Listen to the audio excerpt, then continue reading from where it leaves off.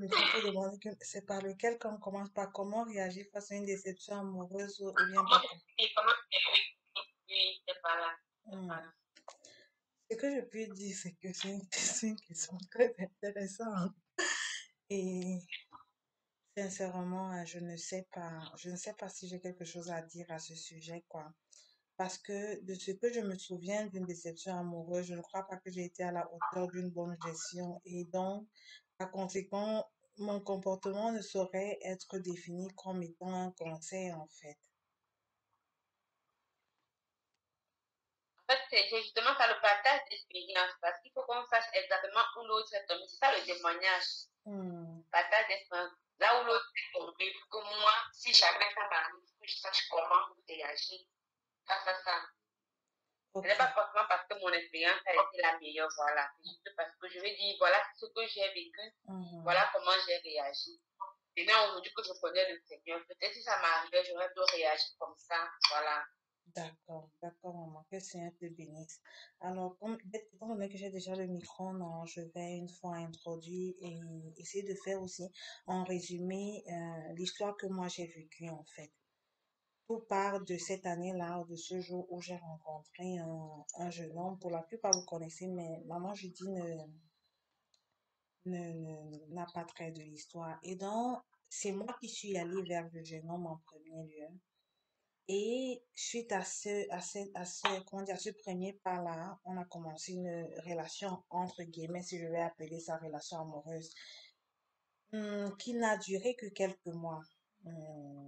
Quelques mois, je crois que ça avait fait juste 8 mois, hein, donc de décembre en, en juillet, dans quelques mois. Et la personne avec qui j'étais, si je veux utiliser le terme en couple, n'était pas dans ma vie. Donc, de tous ces 8 mois, on ne s'est vu que 2 fois. Le premier jour de notre rencontre et une fois pendant... Non, on s'est vu que 3 fois. Le premier jour de notre rencontre pendant les 8 mois et à la fin au mois de juillet. Et après, donc, à des discordances de comportement, on s'est séparés. On s'est séparés, on a mis fin à cette relation-là. Et suite à la, je veux dire quoi, suite à cette rupture, j'étais naturellement mal, comme toute personne qui subit une déception. Bref, comme toute personne qui s'engage à quelque chose et qui n'obtient pas ce qu'il voudrait. Voilà. Et, hum, et après, je veux dire, cela s'est passé il y a de cela des années, 2 ans et demi pour être plus précise. Et pour être, je veux dire, ce que je veux raconter maintenant, c'est plus comment j'ai observé la scène quand j'ai rencontré le Seigneur. Parce que j'ai rencontré le Seigneur après cette relation-là. Je dis, j'ai véritablement rencontré le Seigneur, j'ai véritablement commencé à marcher de façon, si je peux dire, agréable au Seigneur après cette relation-là. Et la première des choses que j'ai tirées comme conclusion, c'est que une femme ne va pas vers un garçon, vers un jeune homme, que ce soit un garçon, que ce soit un jeune homme, que ce soit même un monsieur, peu importe l'âge, la femme, ce n'est pas la femme d'aller vers, c'est à l'homme de venir vers. Et sur quoi est-ce que je me suis appuyée pour mieux comprendre ça? Je me suis appuyée sur Genèse.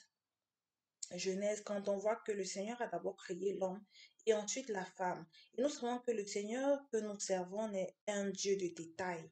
Et l'ordre dans lequel il agit, même quand nous lisons la parole, l'ordre dans lequel, si par exemple, je prends un exemple rapide comme ça dans Galates 5, verset, je crois, verset 19 ou 21, où on parle du fruit de l'esprit, ou bien le verset 19 où on parle du fruit de l'impudicité, le fruit de la chair. On a d'abord cité impudicité. Ensuite, on va voir que l'excès de table vient presque en dernière position. Ce n'est pas anodin en fait. Et donc, c'est la même chose quand je me suis rendu compte que le Seigneur a créé d'abord Adam et ensuite Ève. Ce n'est pas pour rien. Ce n'est pas pour rien.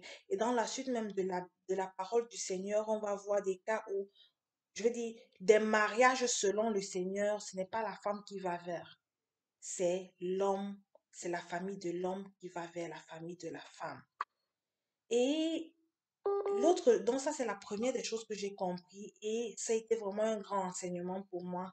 Parce que j'ai dit, même si j'arrivais encore, je me retrouvais encore face à une situation où la chair voudrait me porter à dire, Olive, ton cœur bat, entre guillemets, pour telle personne, vas-y, lance-toi, c'est normal, c'est tranquille. Non, ce n'est pas agréable au Seigneur. Et parce que je veux être agréable au Seigneur et dans ces choses-là, je ne les ferai plus en fait. Par sa grâce, bien évidemment, et par sa sagesse et sa force. La, la deuxième des choses, c'est comment gérer. Pour revenir dans notre question, comment réagir face à une déception. Le tout, c'est de savoir quelle est la cause de la déception là. Quelle est la cause de cette déception amoureuse? En fait, la question est un peu, je veux dire, n'est pas très précise parce que je veux dire, en fonction des différents facteurs qui ont créé la déception, le comportement pourrait changer. Le comportement pourrait être autre. Mais de ce que je pense, de façon générale, c'est que s'il arrive, je veux dire, si je me reprojette encore dans le passé et que en ce moment-là, j'étais enfant du Seigneur, dans mon cas, par exemple, je dirais que pour répondre à cette question, comment réagir face à une déception, moi, je dirais que, qui m'avait d'abord envoyé là-bas, en fait? Qui m'avait d'abord envoyé vu que c'est moi qui suis partie? Mais supposons que les choses étaient différentes, que c'était le jeune homme qui était venu vers moi et que malgré tout, que oui, malgré que ce soit le jeune homme qui soit venu vers moi et je me retrouve dans une relation et ensuite il y a déception amoureuse, comment je vais faire? Je crois qu'en ce moment, c'est davantage rentrer devant le Seigneur. Davantage rentrer devant le Seigneur parce que toute situation de notre vie nous enseigne. Toute situation, que ce soit des situations qui ont été créées dans un contexte désagréable à Dieu, ou que ce soit des situations qui ont été créées dans un contexte agréable au Seigneur. Il faut rentrer devant lui dire, pour savoir comment, comment réagir d'abord face à cela. Comment réagir? Si c'est par exemple je veux dire, si la déception vient de la part de l'homme, moi qui n'étais pas préparée, si je veux dire quoi, si pour moi tout allait encore sur des trains, sur le lieu, dire quoi, on suivait notre train normal avant que je découvre la déception, avant que je subis la déception, comment gérer? C'est demander vraiment la sagesse au Seigneur. Demander la sagesse au Seigneur. Et pendant que je parle, j'ai envie de dire, demander la sagesse au Seigneur si la déception amoureuse que nous vivons, c'est dans un contexte vraiment très particulier. Pas des, pas des questions de copains, copines que nous passions en fait. Certes, je veux dire, peut-être on ne va pas trop se comprendre parce que mon langage commence à devenir un peu emmêlé. Je veux dire, si nous subissons, par exemple, une déception amoureuse, mais nous sommes dans le mariage. Notre réaction sera complètement différente de si on est en train de faire des jeux copain-copine, en fait. Pourquoi je dis cela? Parce que si on est en train de faire des jeux copain-copine et que on vient au Seigneur, le Seigneur nous donnera de comprendre que l'autre est là, ce n'est pas lui, en fait. Je veux dire que le Seigneur nous donnera de comprendre que la situation dans laquelle nous nous trouvons déjà, ce n'est pas ça son plan. Parce que dans le plan du Seigneur, lui n'a pas institué des copains, copines, mais il a institué le mariage. Et qui dit mariage dit sérieux. Et donc, par conséquent, la façon même de prier, la façon de se rapprocher au Seigneur pour gérer la situation que nous sommes en train de traverser sera différente. Je prends un exemple. On ne va pas dire, Seigneur, donne-moi la force pour accepter la fidélité de mon copain, l'infidélité de mon copain ou de mon petit ami. Par contre, si je suis mariée, étant donné que le Seigneur n'accepte pas, je veux dire, la parole du Seigneur n'est pas est contre le divorce, par exemple, je ne vais pas aller dire au Seigneur, je ne vais pas aller dire au Seigneur, ok, comme il m'a trahi là, en coco, ma prière sera différente. C'est pour ça que j'ai dit, j'ai un peu de la peine à réagir face à cette question. Mais j'ai essayé, je préfère m'arrêter d'abord là pour que vous réagissez. Peut-être on saura se frayer un chemin.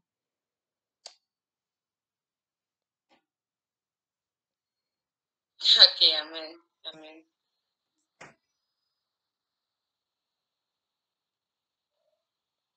Ok, merci maman Olive pour... Allô? Oui, oui. Je sais pas. Je pense que je suis un peu problème avec cette connexion. Vous m'écoutez, non? Ma soeur, ton Non, son est un c'est peu un peu... particulier.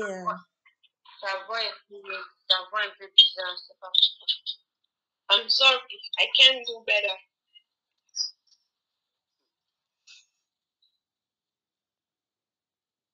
Ça va mieux, non?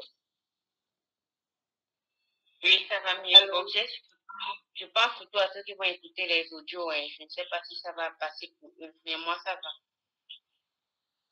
Ok. Donc, j'étais en train de dire que pour rebondir, parce que je vais rebondir, ou alors je vais directement partager mon expérience. Moi,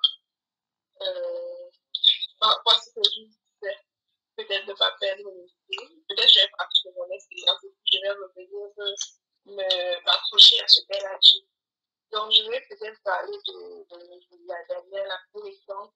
En fait, je vais d'abord demander quelque chose. On parle de déception généralement, bien seulement les déceptions amoureuses ou alors un genre de déception. Après toute déception, notre frère, dans le Seigneur, c'est déception vrai que nous sommes amoureuse, toujours des maman. déceptions. Déception Ah, ok, amoureuse. d'accord. Oui, déception amoureuse. Mais tu peux parler, c'est parce que je peux le parler. Parce qu'on est toujours en train de parler dans le cadre de la gestion du sentiment, je me disais que oui, oui, je dis que tu peux parler de tout type de déception sentimentale, disons ça comme ça. Justement, je vais parler, bon, peut-être pas la plus récente, mais celle qui m'a beaucoup plus inspirée en fait. Et donc, bon, c'est une histoire de peut-être que certains connaissent, que d'autres pas. C'est pas que j'en ai beaucoup parlé par là. Mais on va dire que quelque part, j'avais cherché. Donc, j'avais cherché. Parce que, enfin, on va dire, je parle du capital, comme c'était l'année où je voyageais, en 2016. Et là, je vais rencontrer quelqu'un comme ça, là, dans une marche quelque part, qui va me faire part de ses sentiments assez sérieux apparemment pour moi et tout le reste. Mais ce qui va se passer, c'est que bon, je vais m'emballer. J'étais jeune à l'époque, c'est à 18 ans. Il y a un doctorat qui a été étudié en physique. Et avant le voyage, je vais faire une vidéo au Seigneur, mais je ne sais pas. Parce qu'il ne savait pas s'il devait venir voyager de Yaoundé à Yaoundé. Voilà. Petit venir vous voir. Et là, je vais donc faire une prière au Seigneur. Je vais dire, Seigneur, faites-moi un miracle pour la personne là. Qu'il vienne. Et si ce n'est pas la personne, qui ne vient pas, donc s'il ne vient pas, je saurai que ce n'est pas la bonne personne. Et donc, il va m'appeler le soir, la veille de mon voyage, et me dire, non, vraiment, je n'ai pas sorti de permission, donc je ne peux pas voyager. Je vais dire, ok, sans souci. Bon, je serai en colère, en fait, en réalité, pas en colère, parce qu'il ne va pas venir, il est en colère à cause de la prière que j'avais. Donc, c'est la prière que j'avais fait qui m'énervait, en fait. C'est-à-dire que, depuis, elle me demandait comme ça. Parce que, justement, j'adore quand même, il y avait déjà quand même quelques types de sentiments, tout le reste, voilà. Ça c'est parti comme ça. Donc, je fais la tête. Parce que, malgré que je comprends que ça n'est pas le cas, voilà, c'est comme ça. J'ai dit que, bon, peut-être en août, je vais changer d'avis. Et donc, je vais m'engager. On va continuer à faire les conseils et tout genre, comme si on faisait des projets et tout ce qui va avec. Mais à chaque fois qu'il y avait un petit quoi, par exemple, je ne me coupe pas, je ne te coupe pas, c'est pourquoi on peut pas suivre qu'on a ensemble. Je veux savoir, ils ne sont pas venus. En conclusion, il n'est pas venu à la fois. Si il n'est pas venu, mais il a fait, il n'est pas venu. Mais il avait dit encore, il n'est pas venu. Est-ce qu'on suit? Non, c'est bon. Ok, donc il n'était pas venu du tout. En fait, il m'a peut-être venu que il n'était pas venu. Moi, je suis fâchée, en fait. Je suis en colère. Je n'étais pas fâchée contre lui. Moi, j'étais fâchée contre moi. Et parce que je savais ce que j'avais demandé à Dieu dans la prière, en fait. Et voilà. Donc, mais bon, mais c'est pas que je vais le lâcher. Comme j'ai compris que bon, voilà, le cela n'est pas dedans, je vais dire que bon, c'est rien, donc, ça va, écoute-moi des problèmes. Et non, je vais essayer de, genre, voir si Dieu va changer la vie en vie. Mais ça ne sera pas le cas. Et chaque fois qu'il y avait un petit souci, un petit truc, j'allais me rappeler de la prière, là, pour dire Dieu parle. Je me rappelle de la prière que j'avais fait. Donc, à peu près pour me dire ça, je disais, tu sais, c'est depuis là que je suis restée, on s'est passé là, tu passes seul. Donc, quand tu vas venir, tu vois, c'est comme si c'était déjà toi là, avant que tu parles encore. Donc, c'était comme ça. Et en 2000, quand je vais commencer à véritablement chercher le Seigneur, je reste dans ce que vraiment il faut que ça s'arrête. Mais je vais prendre le courage.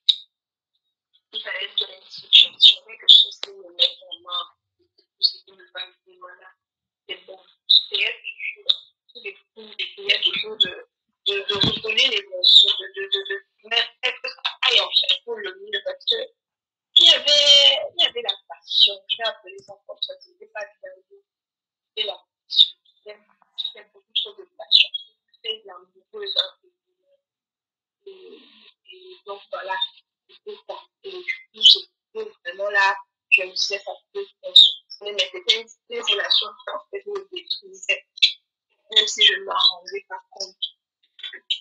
Et alors, finalement, en 2018, en avril, il va m'écrire pour me dire, je vais me marier et tout le reste. Mais tu sais, toi et moi, c'est pas que j'aime, machin, et tous les trucs comme ça.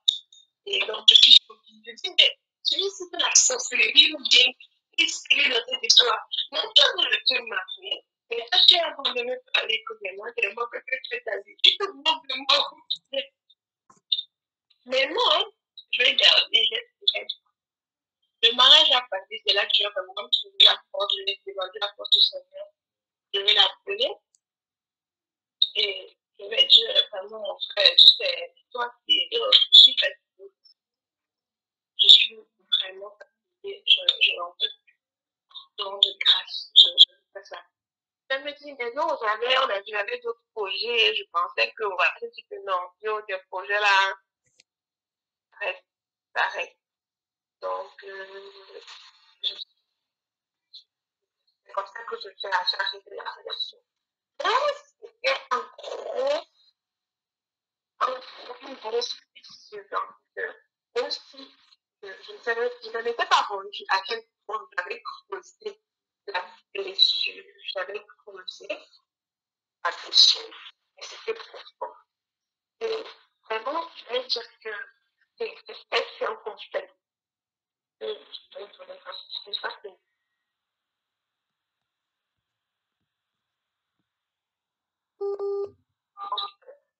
la plus belle façon, mais c'est pas parce que je l'ai voilà, voilà, que je l'ai experte en relation, c'est parce que je j'étais bien rencontrée. Donc, la première chose à faire, j'encourage à beaucoup avoir dans la relation avec laquelle on va gérer. C'est clair. J'encourage à soit par Maman, le son n'est plus bon. donc, apparemment, parce que je commençais à bâtir une véritable relation avec le Seigneur. Et donc, pour moi, déjà, ce qui me fortifiait, c'était que je savais que ce que je venais de faire, même si ça me faisait mal, le Seigneur était d'accord. Le Seigneur était d'accord avec ce que je faisais. Du coup, ça, c'est quelque chose qui m'a beaucoup encouragé, qui m'a beaucoup fortifié. en plus d'avoir autour de moi des personnes qui m'aiment vraiment, qui me viennent pour m'aider à passer mon côté. Voilà, ça c'est une autre chose, hein, parce que c'était des moments, après ça c'était des moments beaucoup plus dans la parole, dans le jeu, dans la prière. C'est ça qui m'a fait traverser, c'était ça. Je n'ai pas envie de dire que je n'ai pas pleuré, hein, parce que je me sentais comme en été typique, parce que je disais, c'est un pas que ça a été depuis le départ. Si depuis loin, là, j'ai dit, quand j'étais là, pas venir, là, oublie mon numéro de téléphone, mais ne me cherche pour me plus, ce serait, on serait pas à ce niveau, et tout le reste. Donc, il faut s'éloigner. Voilà, quelque chose de très important. Il faut s'éloigner de la source de son problème. C'est comme quelqu'un qui est dépendant de tabac, il voit toujours des cigarettes, il dit qu'il veut manger, qu'il n'arrive pas à arrêter de fumer. S'il a toujours la cigarette autour de lui, il sera tenté à fumer. Quelqu'un qui est dépendant d'alcool, c'est pareil. S'il y a l'alcool autour de lui, s'il veut se séparer, qu'il voit l'alcool, il voudra boire. Donc, il faut s'éloigner. Et ça, c'était quelque chose qui était difficile, hein. Bien que j'étais séparée et que je savais que je ne veux plus je veux plus me remettre dans une relation pour plus bail. C'est difficile de dire que je vais bloquer la personne. Parce que tu vois quelqu'un avec qui tu as passé te lever le matin, bonjour, comment tu as dormi dans la journée, tu as passé une bonne journée le soir, passé une bonne nuit, c'est comme ça. Donc, c'est pas facile de dire vraiment, je vais te parler. Bon, chaque fois, il y avait quelque chose dans mon cœur qui se posait et tout, non, c'est quelque chose qui m'a fait parler. Et tout, mais la grâce de Dieu faisait que je ne le fasse pas. Et finalement, j'avais réussi, j'avais bloqué, je l'avais bloqué, et je ne lui parlais plus. Et ça a été la première, ça a été vraiment le point de départ. En plus, est-ce que je savais que ce que m'avait fait, le fait de m'éloigner de la source, en fait, de mon problème. Ça fait que, voilà, je commence à comprendre que, voilà, maintenant je suis seule. Je dois bâtir une véritable relation avec le Seigneur. Et c'est l'intimité, je vous assure, dans la parole, de chercher le Seigneur. C'est ça qui a été la source de ma guérison. Donc, je ne pouvais pas croire que j'allais faire plus de 2 ans. Ou bien, presque 2 ans tout par là, sans lui parler. Et une question m'avait dit ça. Il n'allait pas trop aller de la personne que je ne connaissais pas. Et je vous assure, la grâce du Seigneur l'a fait. Et moi, ce qui m'a déclenché, je vous dis la vérité, je ne l'ai pas détesté. Hein. Mais lui, on ne sait pas. Donc, je lui ai sorti,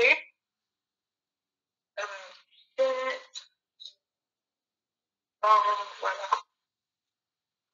Moi, je m'en voulais à moi parce que je me sentais, c'était trop stupide en fait. Après, quand j'ai dit parole, par rapport à ce que il est correct, ça n'est pas communicatif. Il y a quelque chose d'important, on est la colère, nous touche à un ou à dire. Et même quand les gens nous disent que en fait, les paroles sont écrites et qu'elles ont l'impact sur la vie. Et donc, on continue avec nous cette histoire. Cette année, en plus, j'ai la fin d'année qui est allée la fin de l'année dernière. J'ai pris justement point de prière. Moi, je priais par rapport aux relations, par rapport à pas le meilleur. Et Ma soeur, le son n'est pas bon. Le son n'est pas bon, Moukim. et il me faisait revoir cette connexion-là. Et ça a amené à des plus demander par contre qui en voulait. Je ne lui en voulais pas, mais je m'en voulais à moi d'avoir été vraiment stupide et tout ce qu'il avait. Et de l'avoir écouté, en fait, plus que moi, c'était vraiment à ce niveau-là, parce que je me disais, si j'avais écouté ta voix, quand je me parlais depuis là, le Cameroun, là, c'est que je ne serais pas dans cette situation. Et puis le reste, et je m'en voulais. J'avais aussi de la peine en fait. Pour cette femme-là avec qui je me mariée, parce que je me disais, ouais, la pauvre, elle souffrit dans sa chair et dans son âme en fait, à cause de moi, parce que je te dis vraiment, tu es avec un homme avec qui tu as peut-être un enfant et tout. Mais de l'autre côté, il est en train de d'entretenir une relation avec une autre fille. Donc, moi, ça m'a vraiment fait mal. Et voilà. Bon, l'éloignement, le bon entourage et la prière. Parce que voilà, c'est ce que j'ai fait depuis tout ce temps. Je veux d'abord me détacher de la source du problème, d'abord m'éloigner de comment ne plus avoir de contact. Justement, je l'avais bloqué sur WhatsApp et tout. Et je l'avais bloqué que voilà, donc que j'allais vraiment sur le Messenger et tout. J'avais bloqué sur WhatsApp. Et voilà, j'étais là, je faisais le bâtir ma relation avec le Seigneur et me concentrer sur celle-là, la puissance dans la parole. Ça fait que voilà, les partages avec les bien-aimés, en fait, ça faisait que je ne sentais pas vraiment beaucoup la solitude et la douleur, le désir de pleurer, d'être amère et tout ce qui allait avec. Je n'ai pas vraiment senti, je n'ai pas beaucoup senti ça. C'est vrai que souvent, ça m'est arrivé, mais très rarement.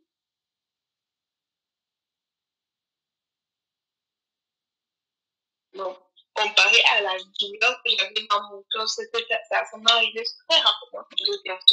Mais on va dire que c'est comme ça. Et puis après, le temps est passé. Quand le Seigneur a dit que bon, moi, je suis jamais de guérir celle-là, et que j'avais pris un temps justement, je voulais toujours par rapport aux relations, au mariage.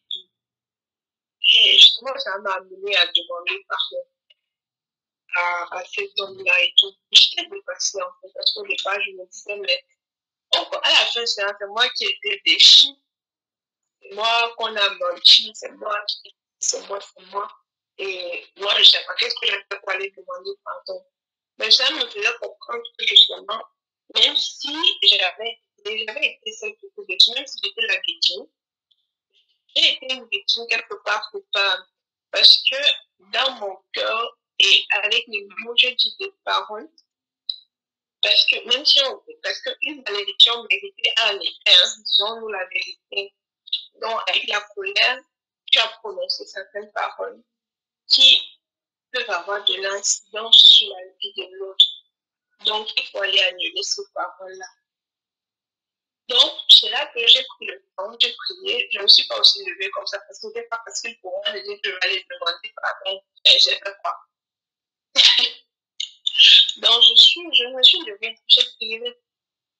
Vraiment, aide-moi les mots, ce que je vais dire, et le cœur de la personne qui va recevoir et tout. Je l'ai débloqué, je l'ai écrit.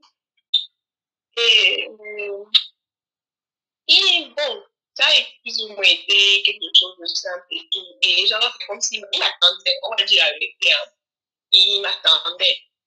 Et quand je l'ai appelé, il a dit, oh, tu m'avais bloqué, tu as pas dit cet appel, tu vois ceci, je pense toujours à toi, Mélanie, Mélanie, dit mon frère. Je vais l'objectif. Donc, je suis partie, j'ai demandé pardon. Et voilà, j'ai dit, vraiment, c'est vrai que j'avais toutes les que j'avais toutes les raisons de faire ce que j'ai fait, mais je vais te demander pardon. Parce que, voilà, à ton sujet, à ton endroit, j'ai dit des paroles. Et je ne dirais pas que ce que j'ai pensé, je dirais pas que sur ta vie, que ce soit sur ton mariage, que ce soit dans tes affaires. Je ne dis pas cela et je viens te demander pardon. Et moi, vraiment, je viens te souhaiter, je viens te souhaiter, vraiment que ça bénisse ton foyer, que vraiment je puisse avoir un foyer stable, de tout ce qui va avec, et tout le reste.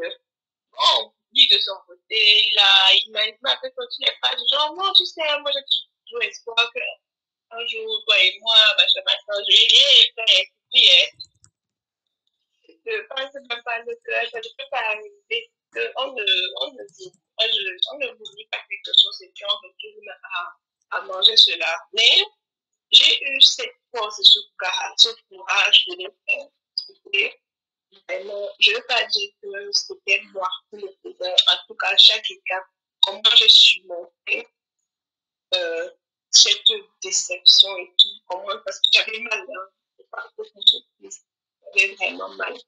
Mais je l'ai surmonté vraiment. C'était la grâce du Seigneur. Et c'était beaucoup de temps. Parce que si on est pointé, on s'ennuie, si tu te laisses, tu restes souvent seul et tu te mets à penser. Tes pensées vont dans ce sens-là.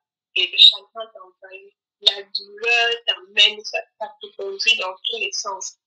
Mais non, il faut, quand on a été vraiment déçu et surtout de façon profonde, déjà, se faire entourer par les bonnes personnes. Moi, j'avais ma soeur à côté de moi, j'avais le papier, elle aimait tout que je savais que quand si je veux parler, tout à comprenait ce par quoi je passais. Et si je veux parler, si je veux prier, surtout c'est ça. Parce que les personnes qui prient le Seigneur nous entourent, c'est très important. Parce que si on a des personnes, on a des bien enfoirés, des chien comme ça, qui a même raté, hein? Mais c'est trop doux. On va te pousser à faire des choses.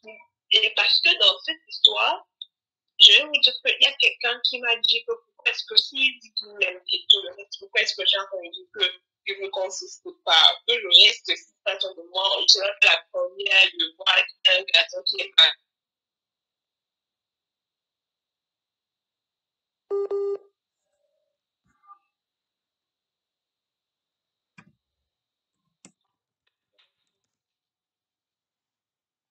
Il y a des petits qui vont continuer à cause de l'entourage qui est mauvais. Mais moi, par contre, j'avais vraiment la chance d'être bien entourée.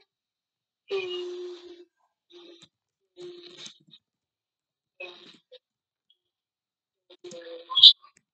et, et j'avais des gens avec qui je priais. C'est ça qui m'a aidé, hein, la prière, le temps dans la parole, la louange. En fait, c'est ce que je faisais la plupart du temps. Si j'étais pas en train d'étudier, je prie ou je médite, je loue le Seigneur, ou je vais parler avec les autres, je vais parler avec qui. Donc, c'est pour ça la plupart du temps, et c'est comme ça que je me suis arrivée par la grâce de Dieu, quoi. Donc, voilà un peu mon expérience. Désolée pour les problèmes audio et de connexion.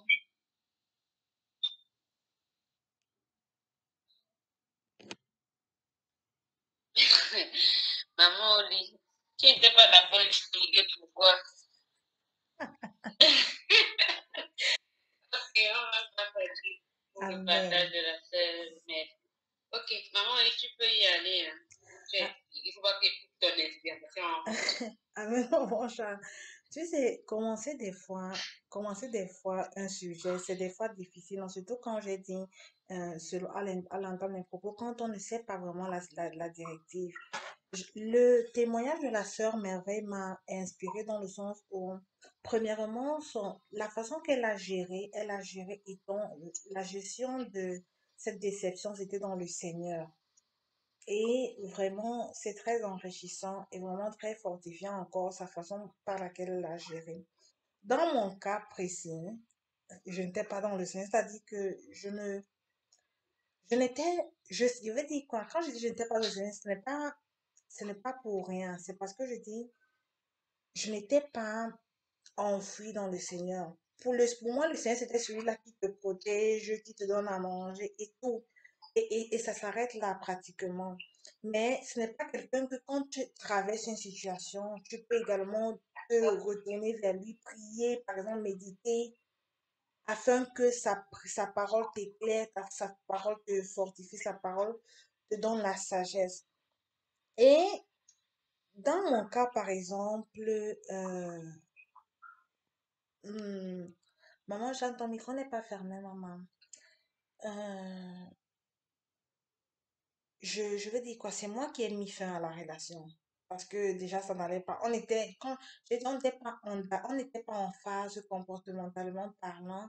Et le plus grand problème, c'était que je ne me sentais pas, je veux dire quoi, je ne me sentais pas aimée par l'autre. Si on parle d'un couple et que, par exemple, dans le couple, il n'y a pas comment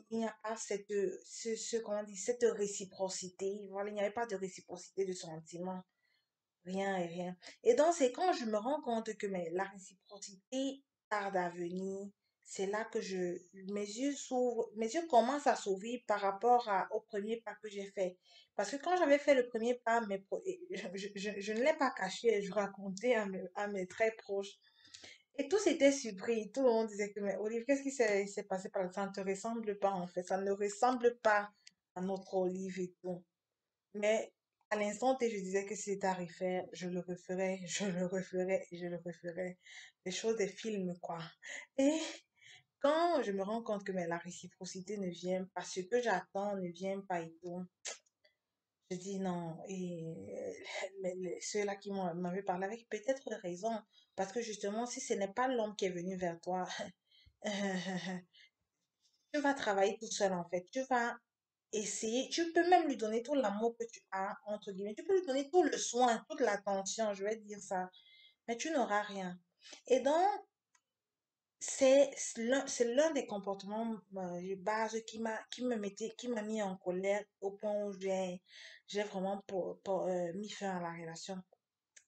Quand je mets fin à la relation, c'était pas de même mot. C'est vrai qu'on n'était pas face à face, c'était par message, mais c'était vraiment très, très fort. Et ma sœur a justement soulevé cette problématique-là. Les paroles que nous prononçons. Quand le cœur est plein, mais je dirais même pas plein, je dirais noir de colère. Les pensées sont également noires vis-à-vis de telle personne. Et l'autre chose que ma sœur a souligné, c'est le conseil des autres. Quand on traverse certaines situations qui n'ont rien à faire même peut-être avec des relations amoureuses et tout, mais quand on se retourne vers des personnes qui ne connaissent pas Dieu, la probabilité qu'ils nous donnent des paroles sages est moindre en fait. Ils vont te conseiller selon les hommes, selon le monde. Et l'une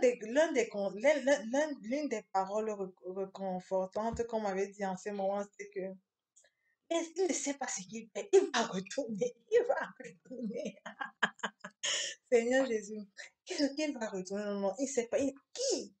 Il te connaît même. Toi, Olive, une belle fille comme ça, calme comme tu es, sage et tout.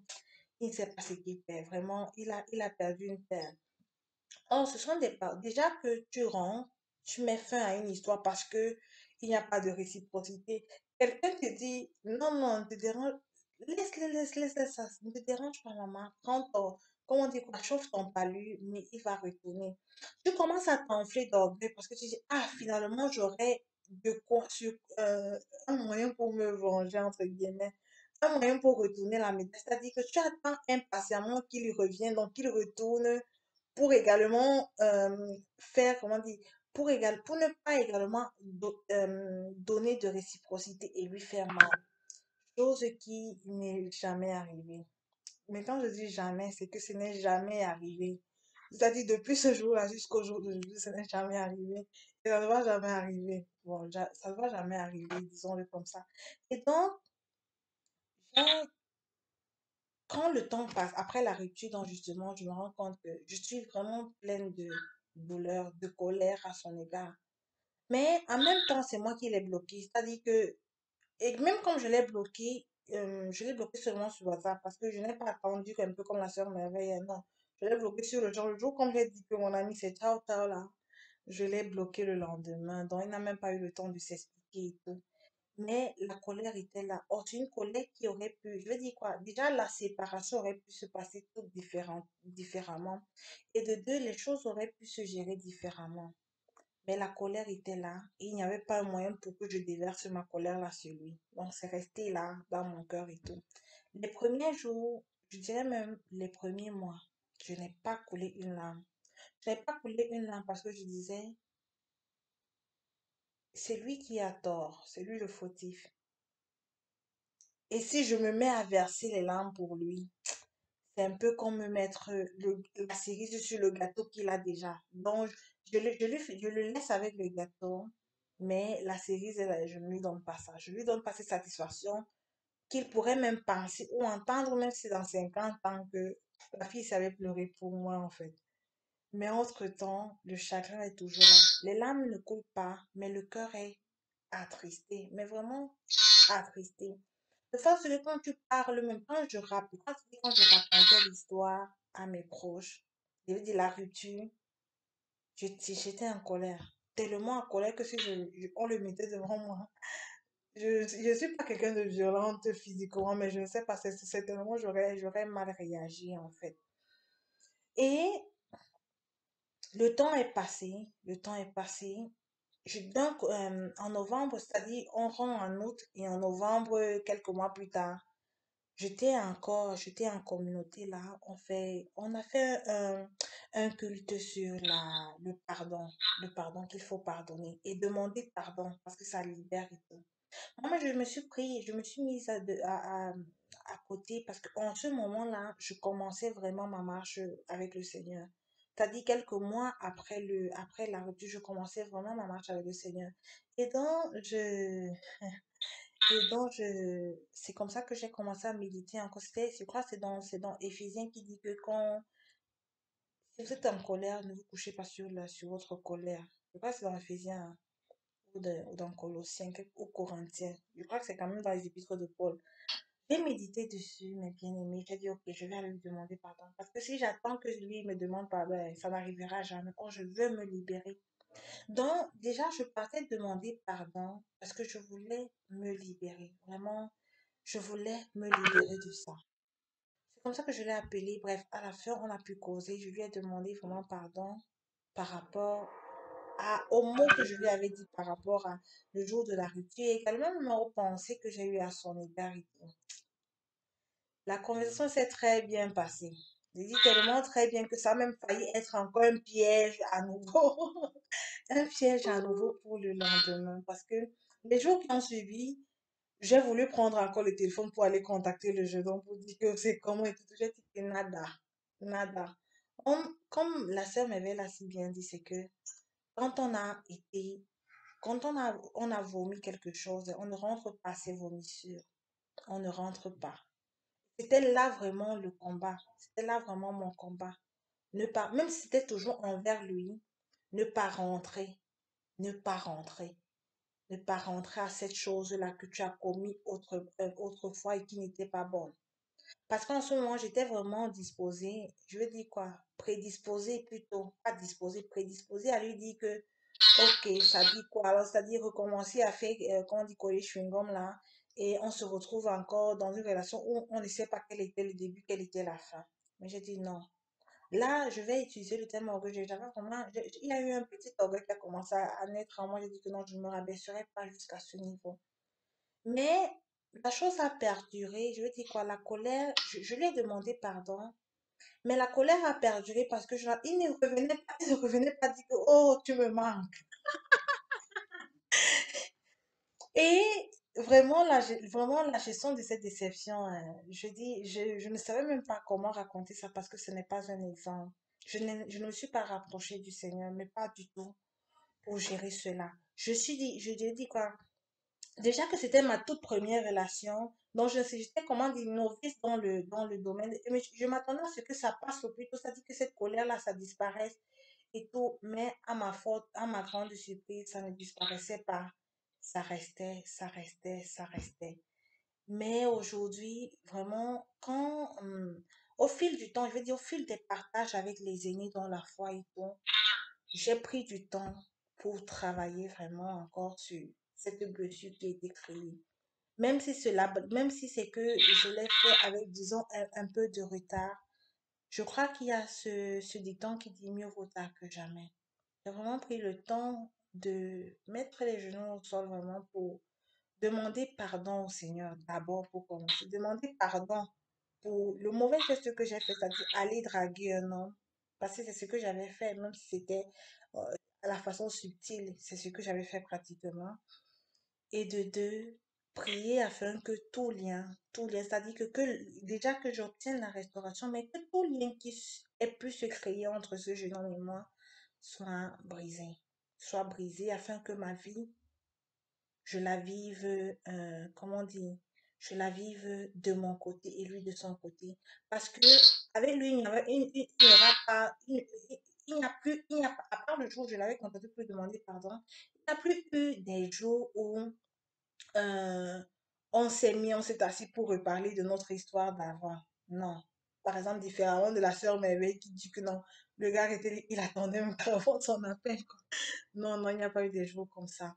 Et donc, le travail, c'était moi et moi seul. Et je dis moi, entre moi et Dieu. Et non, non il n'était pas impliqué. Voilà, il n'était pas impliqué pour une quelconque chose. Et donc, c'est comme ça que, maman Jeanne, et donc, c'est comme ça qu'aujourd'hui, sincèrement, je ne vous dirais pas que je suis complètement restaurée à son égard. Mais c'est toujours un travail. C'est toujours un travail que j'apporte devant le Seigneur et j'attends. Ce que moi je veux, c'est une restauration totale. Vraiment totale, totale. Ça dit que je le vois, que je le vois même en route comme ça là. Je ris et dis que c'est rare, non, combi. Non, mais sérieux. Donc, ça dit que même si déjà qu'on se voit, parce que maintenant nous sommes dans la même ville, mais il y a toujours une petite blessure qui reste là, quelque part. Mais je prie que le Seigneur me restaure complètement.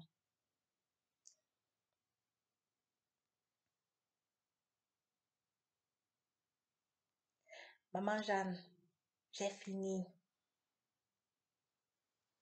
Amen, amen, amen, amen. Je rends grâce à Dieu pour vos interventions. Elles ont été vraiment, vraiment très, très bénéfiques. Il y a même des choses qui ont été touchées et qui viennent même, qui entrent même dans comment réagir face à une demande en mariage. Il y a même des choses qui ont été touchées dans ce sens, surtout quand la sœur Merveille est en train d'intervenir. Bon, je ne sais pas si la sœur Judicaël a quelque chose à dire. Si elle a quelque chose à dire, elle va prendre la parole. Si pas, on va essayer d'entrer dans les écritures.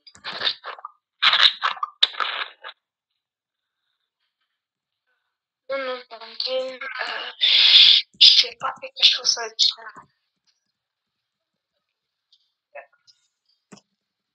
D'accord. Donc, bénissons le Seigneur pour les différentes interventions. Quelques points clés,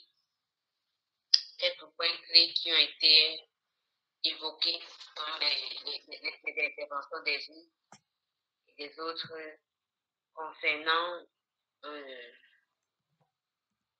la gestion. C'est-à-dire, on a dit, ça dépend, ce que la sœur Merveille a dit, ça dépend de la situation. Non, c'est Olive qui a dit, ça dépend de la situation dans laquelle tu es. Et comme on dit souvent, il y a des situations dans lesquelles tu ne peux pas savoir comment tu vas réagir tant que ça ne t'arrive pas. Quand tu passes par là, que tu sais que c'est comme ça que je devais réagir. C'est-à-dire, tu te prépares n'importe comment. Tu te prépares n'importe comment. Quand ça arrive, tu vois une certaine réaction que tu as. Mais la réaction ponctuelle, c'est une chose. Ce qui est important, c'est la réaction sur le long terme. C'est surtout ça. Parce que souvent, de façon ponctuelle, c'est facile de se laisser manipuler. C'est-à-dire que j'ai une déception et, et à l'instant T, je peux être à colère, je peux casser des choses, je peux détruire des vies, je peux, voilà. Mais au long cours, comment est-ce que je gère cela? Souvent, de façon aiguë, ça dépend de chacun. Parce que il y a des personnes qui ont su travailler le calme, vraiment su travailler le calme. Et lorsqu'elles sont même en colère, sur le plan en aigu, là, vous allez les voir, elles gardent leur sang-froid, comme on dit souvent, elles gardent leur sang-froid. Elles les poser, elles les questionner, mais comment cette personne fait? Et d'autres personnes, elles n'arrivent pas. Et non, si tu n'as pas pu garder ton sang-froid et que tu t'es retrouvé dans la colère, et là, après t'être retrouvé dans la colère, qu'est-ce que tu fais après? Quelle est la réaction que tu as après? Nous allons toucher quelques tests, et 2 ou 3 tests avant de conclure avec ça. Nous allons commencer dans Genèse chapitre 34. Chapitre 34. Je vais lire Genèse chapitre 34. Verset 1, la Bible dit, « Oh, Dina, la fille que Léa avait enfantée à Jacob, sortit pour voir les filles du pays. Et Sichem, fils de Hémor, de Hédien, prince du pays, la vit et l'enleva, puis avec elle, et lui fit violence. Et son âme s'attacha à Dina, fille de Jacob, et il aima la fille, et parla au cœur de la fille. Et Sichem parla à Hémor, son père, et lui dit, donne-moi cette fille, femme. Or, Jacob apprit qu'il avait déshonoré Dina, sa fille, mais ses fils étaient au champ avec son bétail et Jacob se tut jusqu'à leur retour. Cependant, Hémor, après père de Sichem, sortit de Jacob, lui parler, et les fils de Jacob la chose, et ses hommes furent affligés, fort irrités de l'infamie que Sichem avait commise en Israël, en couchant avec la fille de Jacob, et qu'il ne devait point faire. Alors en disant, l'âme de Sichem, mon fils, s'est attachée à votre fille, donnez-la lui pour vous en prie pour femme. Allez-vous à nous, vous nous donnerez vos filles et vous prendrez nos filles pour filles. Et vous habiterez avec nous et le pays sera à votre disposition. Démettez-y et y trafiquez et acquérez des propriétés. Sichem dit au père et aux frères de la fille, je trouve grâce à vos yeux et je donnerai ce que vous me direz. Imposez-moi un grand douai et de grands présents, et je les donnerai comme vous me direz. Mais donnez-moi la jeune fille pour femme. Alors les filles de Jacob répondirent avec compte à Sichem à Hémor, son père. Ils parlaient ainsi parce qu'il avait déshonoré Dina, leur sœur. Il leur dit, c'est une chose que nous ne pouvons faire que de donner notre sœur à un homme incirconcis, car ce sera un opprobre. Nous ne consentirons à ce que vous demandez que si vous devenez semblable à nous, en circoncisant tous les mâles parmi vous. Alors nous vous donnerons nos filles, nous prendrons vos filles pour nous, et nous habiterons avec vous, et nous ne serons plus qu'un peu. Mais si vous ne voulez pas nous écouter, vous circoncis, nous prenons notre vie et nous nous en irons. Et leur discours plut à Hémor et à Sichem fils d'Hémor. Et le jeune homme ne différa point de faire la chose, car la fille de Jacob lui plaisait. Or, il était le plus considéré de toute la maison de son père. Hémor et Sichem, son fils, vinrent donc à la porte de leur ville et parlaient aux gens de leur ville en disant, ces gens-ci sont paisibles à notre égard, qu'ils habitent au pays et qu'ils y trafiquent. Et voici le pays assez étendu pour eux. Prendrons leurs filles pour femmes et nous leur donnerons nos filles. Mais ils ne consentiront à habiter avec nous pour n'être qu'un seul peuple que si toute ma famille nous est circoncis, comme ils sont eux-mêmes circoncis. Leur bétail et leurs biens et toutes leurs bêtes ne seront-ils pas à nous? Accordons-leur cela et qu'ils demeurent avec nous. Et tous ceux qui sortaient par la ville, par la porte de la ville, obéirent à Hémor et à Sichem son fils. Et tout mâle qui sortait par la porte de leur ville fut circoncis. Il arriva au troisième jour qu'ils étaient souffrants, que deux des fils de Jacob, Siméon et Lévi, frères de Dina, prirent chacun leur épée, se jetaient sur la ville en sécurité et tuaient tous les mâles. Passent au tranchant de l'épée Hémor et Sichem son fils. Et il prit Dina de la maison de Sichem et il sortit. Amen. Amen. Donc, nous allons toucher un peu ce texte qui concerne les décisions. Dans le cas que nous sommes en train de partager, il s'agit de Dina, qui est la fille de Jacob. Elle avait des frères et tout. Mais elle sort et est en train de se promener avec les filles de la ville où il était. Voilà le fils du roi. La regarde et puis il est attiré. Il couche avec elle. Il la quelque sorte.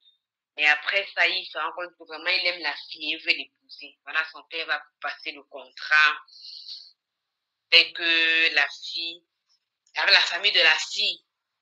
Ses frères ont utilisé la ruse en disant, oh bon, voilà, on veut bien accepter, mais il faut vous faire circoncis. C'était la ruse.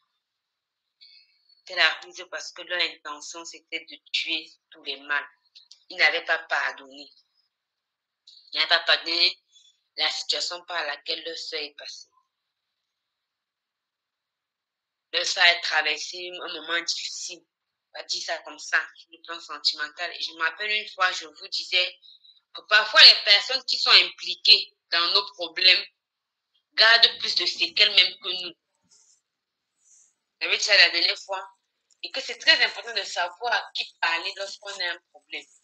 Parce que souvent, les personnes à qui nous nous adressons sont plus touchées que nous. C'est-à-dire, j'ai subi une déception amoureuse peut-être de la part d'un homme, il était venu, il m'avait même déjà demandé un mariage, la femme le connaissait, on savait déjà que non, c'est le beau-fils, on l'appelle déjà, mais il l'appelle mon beau, mon beau. Après, le gars me déçoit et tout, il met fin à la relation, il se marie avec quelqu'un d'autre, bref, autre chose.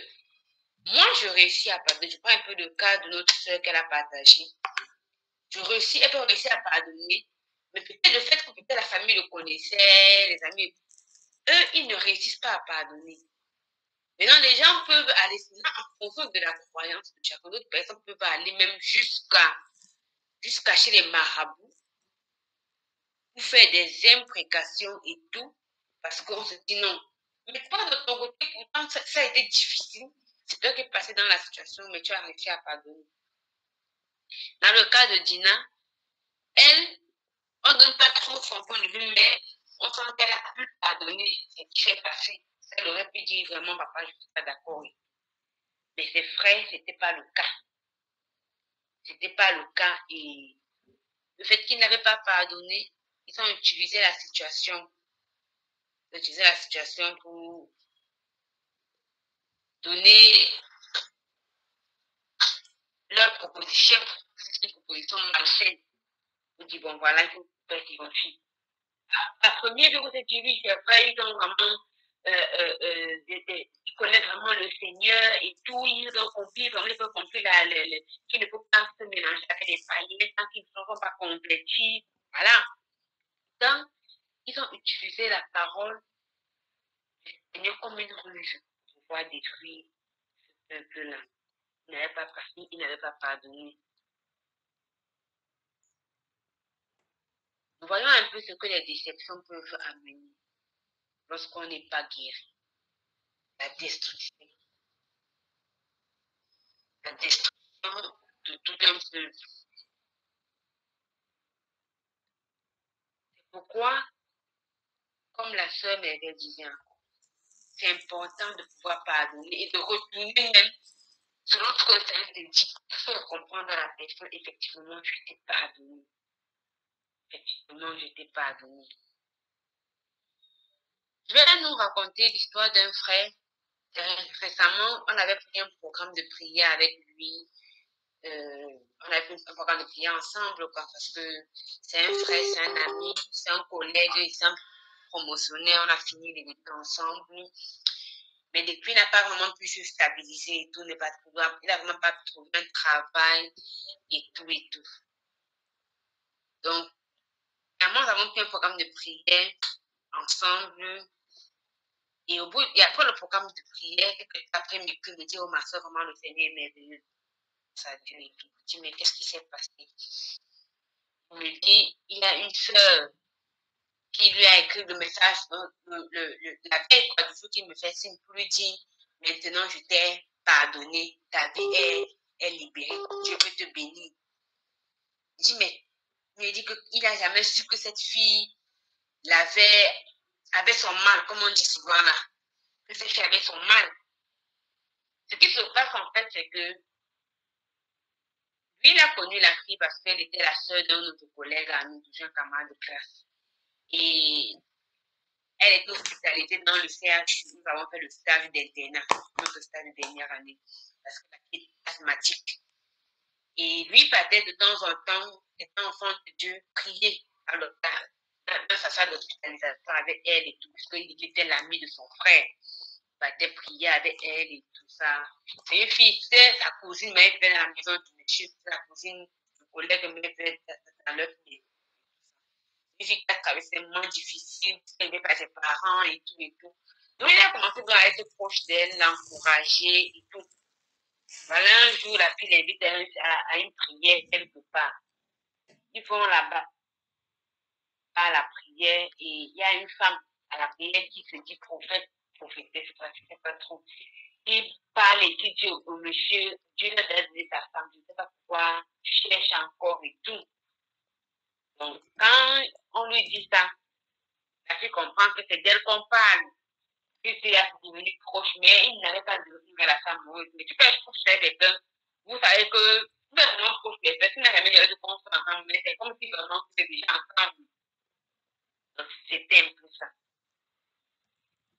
Et le monsieur quitte de là, et quand il s'est tu as compris ce qu'elle a dit, il a dit, ah, moi, je n'ai pas pris ça au sérieux. Donc, lui dit, je n'ai pas pris ça au sérieux. Mais en fait, la fille avait pris au sérieux. Elle avait vraiment pris la chose à cœur. C'est comme ça qu'elle a commencé, vous savez, quand nous, les femmes, on veut quelque chose, on a notre façon de faire pour obtenir ce qu'on veut. Une pression, des petits mots, des trucs et tout et tout. C'est ça que la fille a commencé à se comporter et tout. Finalement, le gars s'est retrouvé en train de demander à la fille d'avoir une relation avec elle. Même s'il n'était pas convaincu. Et quand il commence dans la relation, à un moment, j'ai rencontré vraiment c'était des obéissances. C'est que je me suis lancée dans quelque chose. Parce que Dieu a vraiment utilisé dans la vie de la vie jusqu'à lui. Parce qu'elle a même été délivrée de l'asthme, mais elle n'avait jamais fait de chrétien. Dieu, il priait pour elle et jusqu'à Dieu lui a même donné une prophétie qu'elle devait être guérie totalement de son asthme. Donc, c'est devenu vraiment proche, quoi. Et il me dit que au bout de quelques temps, quand la fille a commencé à parler, finalement, le gars s'est retrouvé emballé dans la relation. Donc, emballé comme la sœur m'avait dit, emballé. Il s'est retrouvé emballé dans la relation. Et puis, ils ont commencé à fonctionner ensemble. Mais après, ils se sont rendus compte que non, il n'était pas convaincu. Il était là, mais il n'était pas là. Tu es dans une relation, mais tu sais, je n'ai pas de sentiment pour la personne et tout. Et il a donc mis fin à la relation.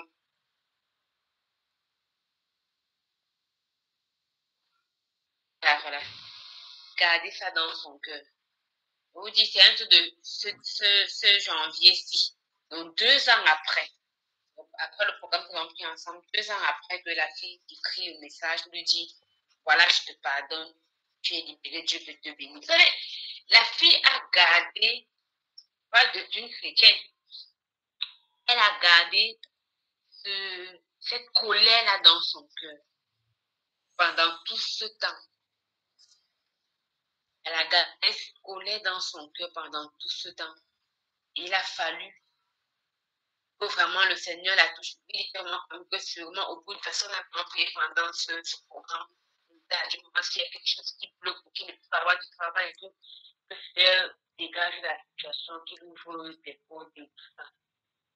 Et quelque temps après la fille, c'était la semaine qui suit le programme que nous avons pris ensemble, c'est un programme de 3 jours. C'est lui fait signer, lui dit, bon voilà mon frère, je te pardonne, je t'allais jusque là. J'avais jusque là une colère dans mon cœur, en ce qui te concerne, mais aujourd'hui, je prends la décision de te pardonner. Je peux ouvrir, voilà ce que Dieu a dit, Dieu peut ouvrir les portes dans ta vie maintenant. Ça veut dire que dans cette colère qu'elle était, elle priait pour que les portes ne s'ouvrent pas. Elle priait pour que les portes ne s'ouvrent pas dans la vie du frère. Donc, ça veut dire que parfois, peut-être avec quelqu'un, on pense que non, la personne, ça va, il n'y a pas de souci dans le cœur de la personne, il n'y a aucun problème. Et pourtant, la personne est encore en colère contre nous. La personne est encore. Et ces femmes amoureuses sont vraiment des sources de destruction. C'est pourquoi c'est important, avant d'entrer dans une nouvelle relation, il faut se rassurer qu'on a guéri des anciennes déceptions. Parce qu'on peut être des bombes à retardement. des sérieuses bombes à retardement qui vont exploser dans un moment terrible. Au point où on va se demander, mais c'est quoi? Quand tu vas réagir dans mon regardé, telle personne peut réagir comme ça. Nous avons vu avec les frais de... Là, ces mêmes personnes qui ont dit que non, Dieu ne veut pas qu'on se marie avec des gens circoncis. Ils sont en train de programmer une destruction massive. Ils sont en train de programmer une destruction massive. Nous avons un autre exemple. Ça, on ne va pas lire le texte, mais on le connaît tous. Avec la fille de David qui se fait violer par son frère. Et Absalom dit non, ça va, mon frère, il n'y a pas de souci. C'est lui-même qui calme sa soeur. Il dit que non, ma chérie, laisse rien, reste chez moi. Et puis même si ton frère t'a violé, il n'y a pas de souci. Mais bien après, c'est ce même Absalom qui disait à sa soeur non, laisse tomber, c'est rien. C'est la famille qui va monter le coup pour tuer son frère. Parce qu'il n'avait pas pardonné. Il n'avait pas pardonné à son frère le coup qu'il a fait. Parce que sa soeur, c'était comme avec plusieurs femmes. La fille en question, c'était sa soeur de la même mère. Mais son frère, c'était son frère du père. Mais ce n'était pas des frères utérins.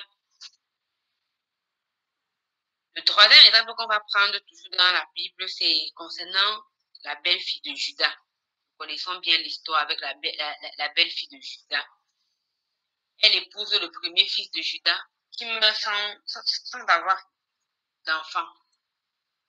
Après, on lui dit, bon, c'est la tradition, on disait, si tu n'as pas de progéniture, voilà, ton frère doit te donner une progéniture.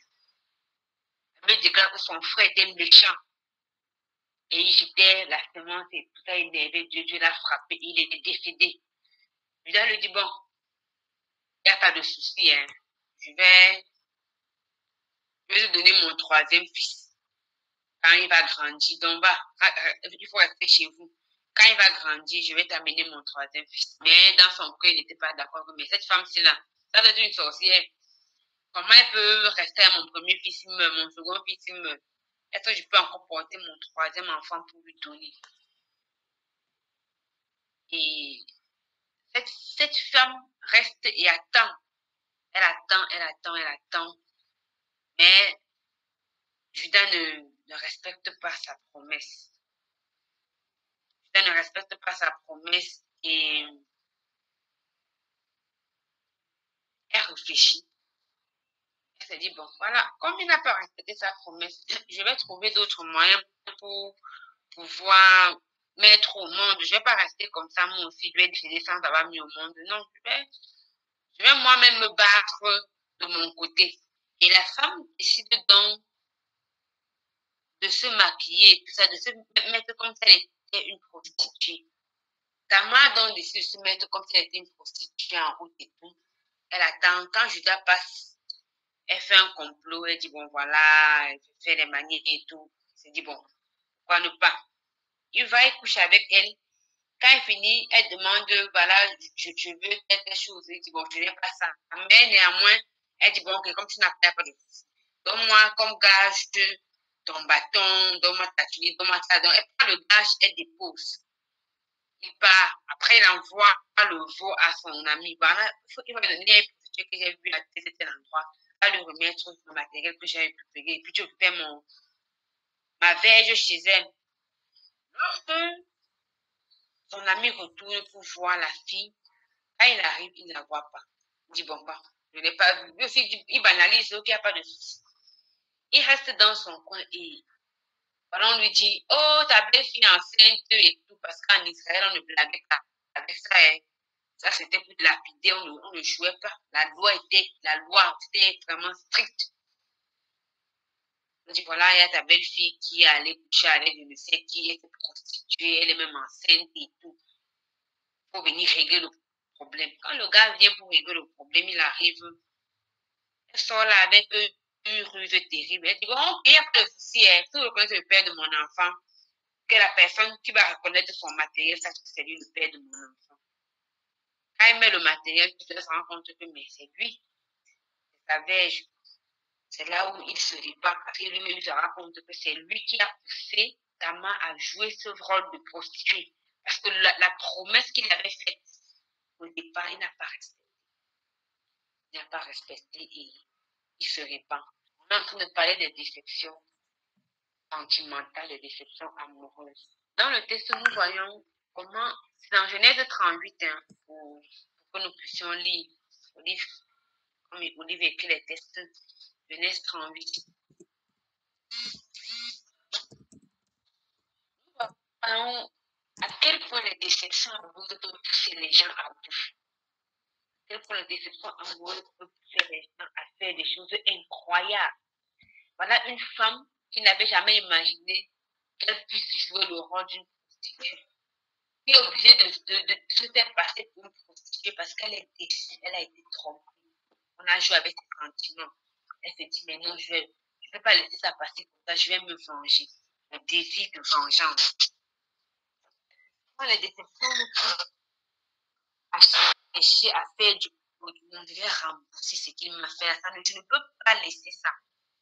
Et comme on dit encore, parfois, on demande des comptes aux gens, mais ces conseils-là ne font que nous détruire. Ces conseils-là ne font que nous détruire.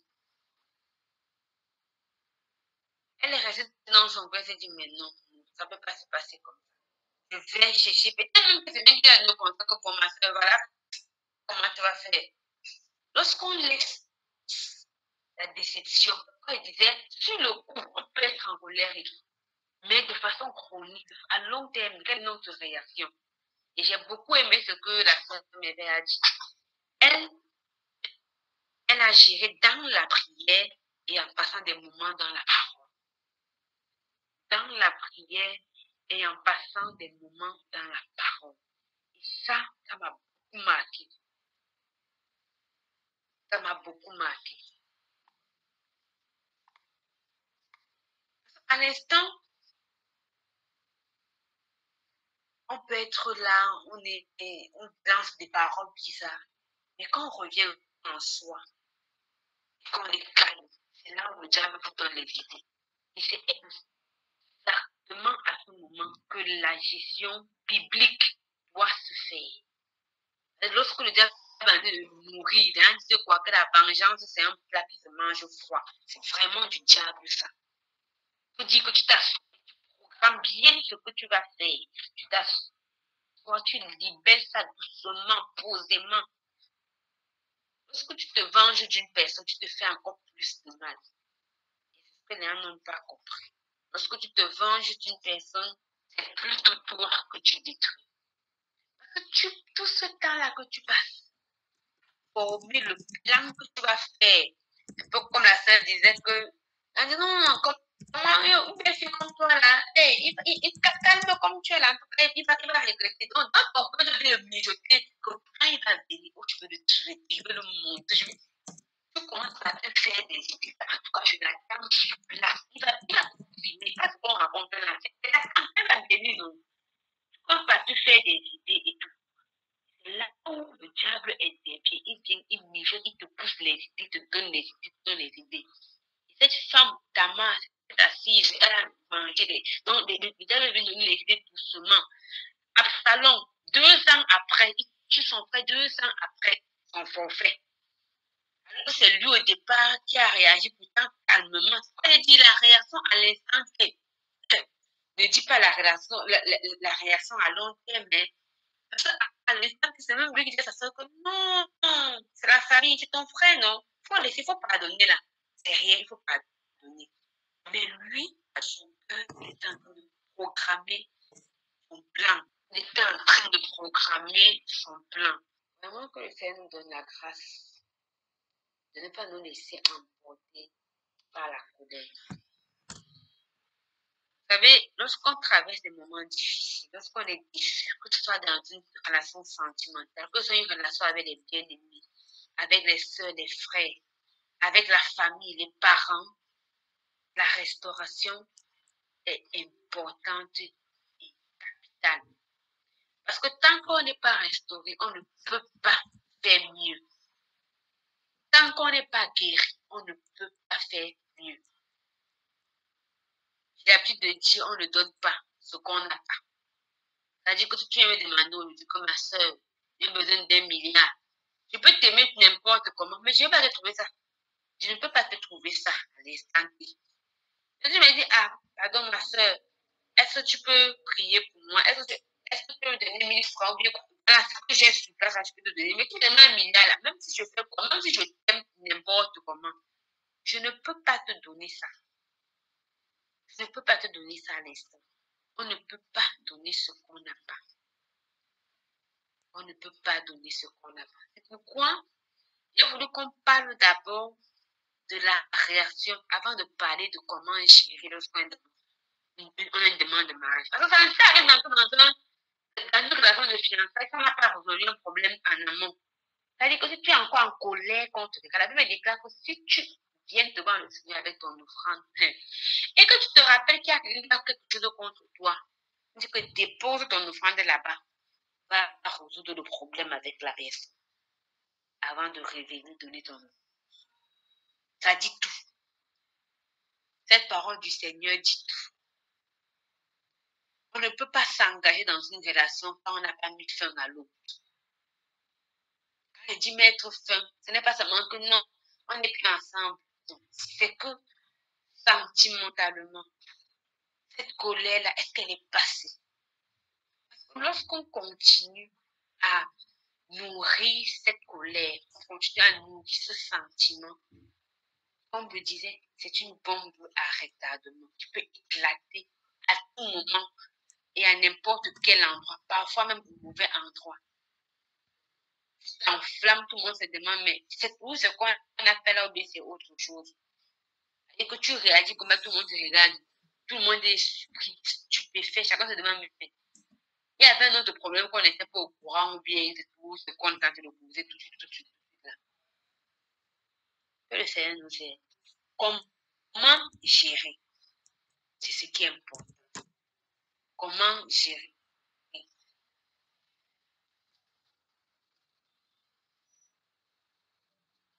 Nous devons apprendre à travailler le calme.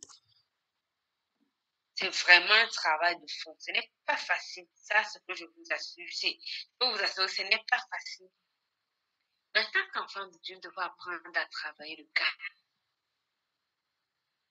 Calme. Ça, ce n'est pas une chose évidente. Et que quand moi, par exemple, quand je me disais vraiment qu'il faut que je travaille le calme et tout, et que tu décides que non, aujourd'hui, là, non, je ne vais pas m'énerver. Ah, c'est parce que quand tu as dit ça, là, tout le monde a entendu. Chacun a dit que non, on va voir ce que tu dis là. Dès que tu sors de la maison comme ça, la première que tu rencontres, il t'énerve comme ça là. Tu te dis que non, je vais me retenir, tu respires, tu inspires, tu expires, tu inspires, tu expires. Tu abattes, tu dis que non, ne parle pas. Dès que tu traverses la personne qui suit, non, il sort l'autre, comme ça que tu dis, mais la journée là, avant de te rendre compte que tu as déjà fait grave, tu as déjà parlé comme ça, tu dis, hey, qu'est-ce que j'ai fait? Comment est-ce que je viens de réagir? Est-ce que je me disais? On vous dit que ce n'est pas une chose qui est facile. Ce n'est pas une chose qui est facile. Et vous savez, une chose que j'ai compris. Quand on est en permanence en train de méditer, permanence en train de prier, en train de penser au Seigneur, c'est-à-dire que tu peux ne pas être en train de méditer, tu es en train de lire la Bible comme ça là, mais tu es en train de méditer dans ton esprit. C'est-à-dire que tu es en train de penser au Seigneur, tu penses aux Écritures, tu dis bon, comment t'es tout ça? Ou tu es dans un esprit ou une ambiance de louange, d'adoration et tout. C'est difficile vraiment de tomber dans certaines choses. Moi, avec mon expérience, je me suis rendu compte que quand je prends souvent un programme, c'est-à-dire que tu es dans un long programme de prière, je suis moins sujet à me mettre en colère, même quand j'ai des difficultés, même quand je suis devant une situation. Quand tu réagis d'une certaine façon, mon esprit m'alerte. C'est comme si j'ai une alerte dans mon esprit qui me dit, ah, ta soeur, tu es en train de jeûner, tu es en prière. Il ne faut pas laisser le diable prendre le dessus. Il ne faut pas laisser le diable te distraire. Mon esprit est comme s'il est tout le temps en alerte.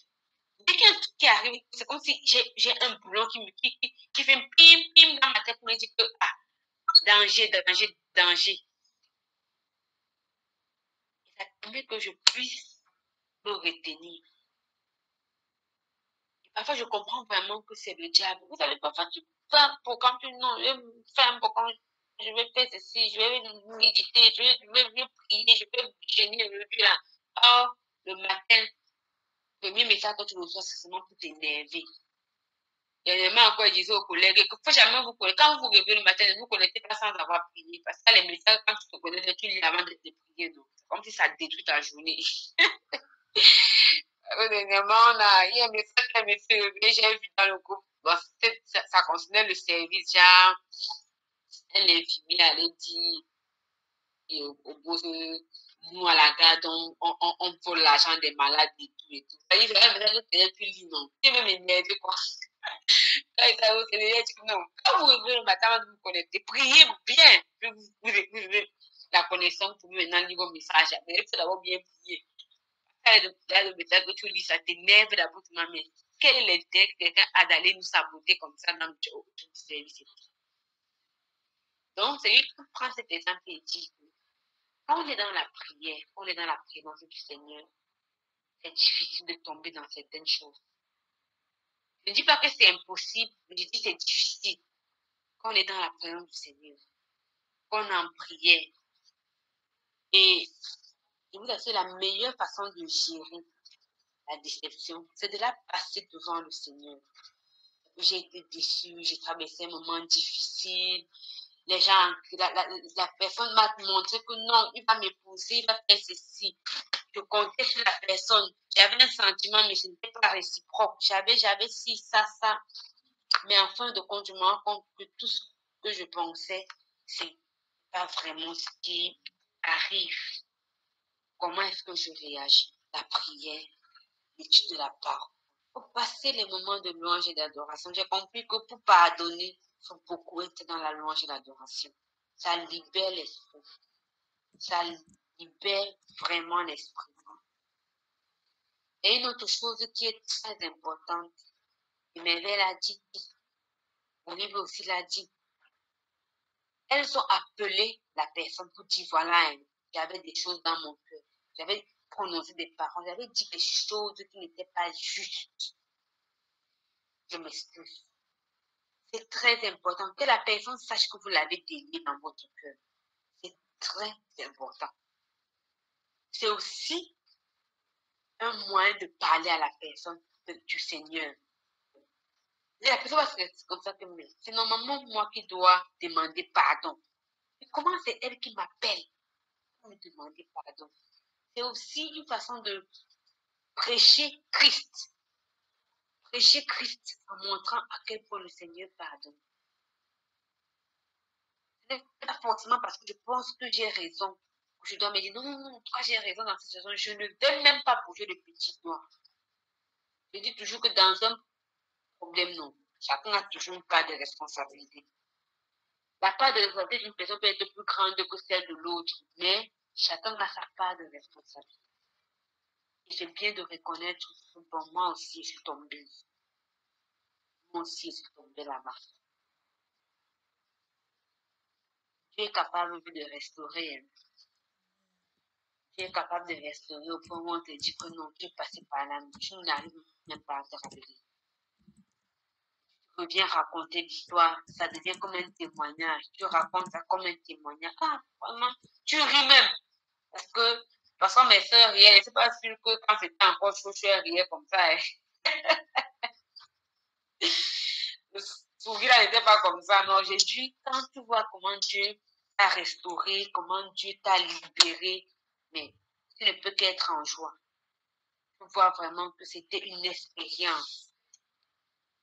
Et ça revient à ce que je voulais encore ajouter. Parfois, il y a des choses que Dieu laisse arriver parce qu'il veut t'enseigner quelque chose. Il laisse que ça arrive. Mais il a son but, il a son objectif. Elle dit, moi, je suis quelqu'un qui était tellement naïve à l'époque que je ne pouvais pas croire que tu dis un truc sur mon nom. Je ne suis pas là. Et je suis là. On te dit que c'est ce que tu as dit. Tu dis oui. Mais que non, tu auras peur de moi et tu vas dire non. Ah, ma première année à l'université, Dieu m'a fait faire. Donc, elle m'a fait vivre ça. Elle dit un truc sur toi.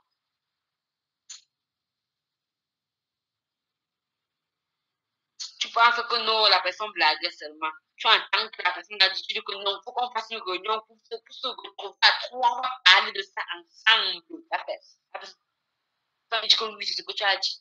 Et tu te dis que c'est ce que tu as dit.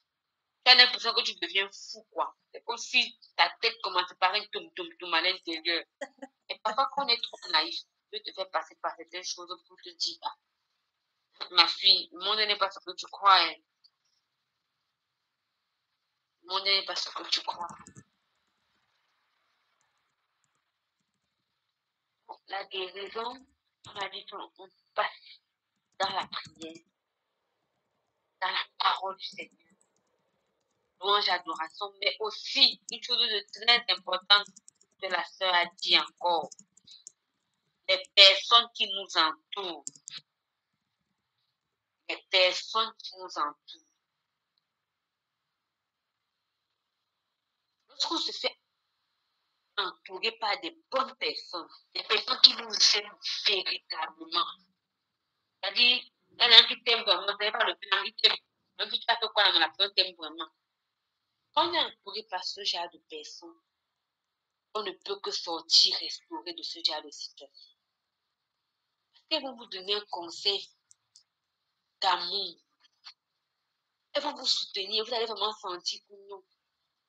La personne, parce que quand vous traversez un moment difficile, vous avez une déception sentimentale, vous avez l'impression que vous n'êtes pas digne de recevoir l'amour des autres. Ou bien de la personne, vous n'en étiez pas digne. C'est comme si je suis trop mauvaise au point où je ne peux pas être aimée. Moi, j'ai eu à penser des choses pareilles, que non, je suis trop mauvaise au point où je ne peux pas être aimée. Parce que traverser des moments de déception sentimentale, pas amoureuse dans le sens où, mais au milieu des personnes que je considérais, au point où je commence à me dire en moi-même, non, je ne suis pas digne d'être aimée. Oui. Quand mon mari venait me demander la même, non, ma soeur, elle est épousée, je me dis, mais celui-ci, est-ce qu'il sait même qui je suis? Est-ce qu'il connaît mon CV? Est-ce qu'il sait que mon CV est lourd? Les gens ne m'aiment pas. Les gens ne comment, je sais comment me raconter une histoire. Il ne me connaît pas. Il va me connaître, non. Il va vite s'éloigner. Parce qu'il ne me connaît pas. Il va me dire, ah, il ne me connaît pas. Quand il va connaître qui je suis, vrai, là, non. Il va quitter. Donc, je le laisse, je donne quelques temps seulement. Quand il va se rallumer rapidement, là, il va comprendre que, la fille n'est pas ce qu'elle pensait. C'est comme ça que j'ai continué par attendre. J'ai dit, bon, j'attends. On ne sait jamais. Il peut venir me dire que tellement vous n'arrivez plus à croire que les gens peuvent vous aimer véritablement. Parce que les gens vous ont montré que non, vous n'en étiez pas dit. C'est ça le problème. Et souvent la question revient, qu'est-ce que j'ai fait de mal? Qu'est-ce que j'ai fait? Qu'est-ce que j'ai fait? Pourquoi moi et qu'est-ce que j'ai fait? Mais quand vous êtes entouré par les personnes qui vous aiment, je vous aime, je vous aime simplement. Amour inconditionnel. Pas parce que non, tu m'as donné tout, non, je vous aime simplement. Afin de comprendre que ce n'est pas parce que vous êtes mauvaise, ce n'est pas parce que vous ne pouvez pas recevoir l'amour d'une autre personne, ce n'est pas parce que c'est pas parce que. Et je vous assure, la restauration est rapide lorsque les personnes qui vous soutiennent vous aiment véritablement. La restauration est rapide.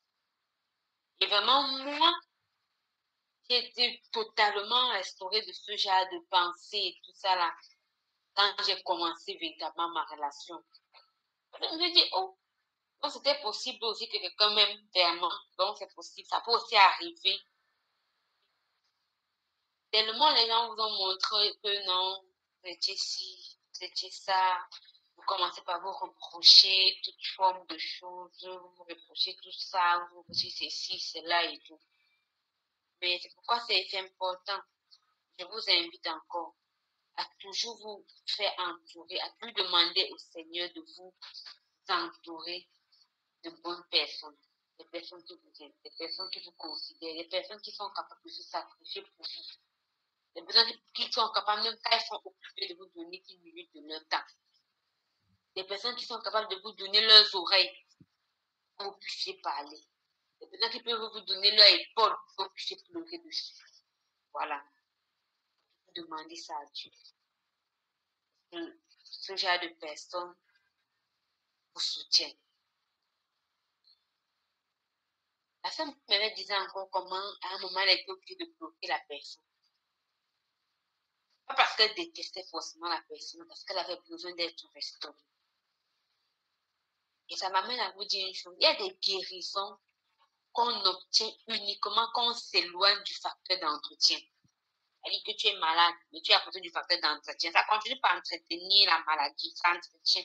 Tant que tu ne te détaches pas, tant que tu ne te détaches pas, ça continue par être entretenu. Parfois, on oublie de mettre d'abord un couteau, définitivement, pour aller être restauré avant de revenir et dire, bon, voilà, je reviens, je suis construite et voilà. Parce que c'est vraiment des dégâts. Vous savez, en fonction de chaque personne, je peux te dire, bon, c'est mieux de couper d'abord. Couper, ce n'est pas un problème, mais vraiment, il faut vraiment que les bien-aimés comprennent. C'est pas que tu détestes la personne. Je me déclare que Paul était allé avec Marc prêcher. Puis Marc a vu la tribulation, on a dit, c'est comme ça, il a fui. Après, Paul revient, il va encore partir. Il est parti, il taille Barnabas. Barnabas dit que bon, prenons mon cousin, mais Paul lui dit que je ne travaille pas comme ça, je ne fonctionne pas avec les personnes pareilles. Il n'est pas digne de confiance, je n'irai pas avec lui. Barnabas se fâche, il dit que bon, comme tu vas avec mon cousin, on n'est pas avec lui. Vous regardez bien la Bible, c'est la dernière fois qu'on parle des deux, de Marc et de Barnabas. Après, Paul récupère ce qu'il a fait, puis les deux partent, il s'explique qu'on ne parle plus des deux autres là.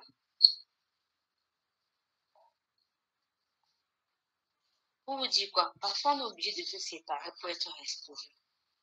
Pour vous dire que ce n'est pas parce que non, tu as été près quelqu'un et tout, que non, ça veut forcément dire qu'il y a ces problèmes, s'il y a cette situation, s'il y a ça, il y a ça, il y a ça. Donc, parfois, on peut couper.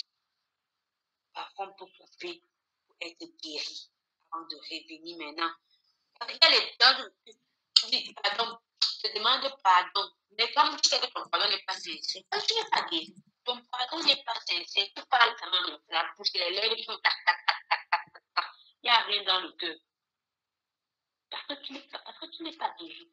Donc, quand tu es guéri et que tu reviens demander pardon, c'est un pardon qui est frais, c'est un pardon qui est sincère, c'est un pardon qui sort non seulement toi, mais qui répond à la personne. Parce qu'il vient du fond du cœur.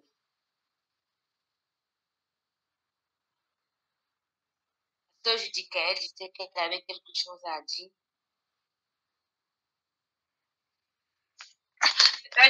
Amen, amen. J'avais quelque chose à partager. Quand j'ai eu mon bac, je suis venue à l'université, j'avais un voisin, il se disait frère, quoi. Mon désir quand j'arrivais à l'université, c'était de rencontrer des personnes qui craignent le Seigneur, avec qui je pouvais avancer, quoi. Alors, ce frère, petit frère, ou quiconque que ce soit, mais je suis attachée à lui et tout le reste. J'ai vraiment cru qu'il était vraiment sincère. Mais en réalité, il n'était pas vraiment sincère dans ses voies avec le Seigneur. Alors un jour, je me suis retrouvée, puisque je le visitais, on parlait de rien du tout, la parole, mais ce frère n'était pas vraiment. Il faisait des avancements, il croyait que c'était de la blague, quoi. Il ne croyait pas parce que, en réalité, un enfant de Dieu ne devra pas faire de telles choses. Alors un jour, je crée étant bien fatiguée là, peut-être le salut quand même avant de m'endormir chez moi. Et puis quand je suis arrivée, je suis partie le saluer avec une fatigue de pas terrible.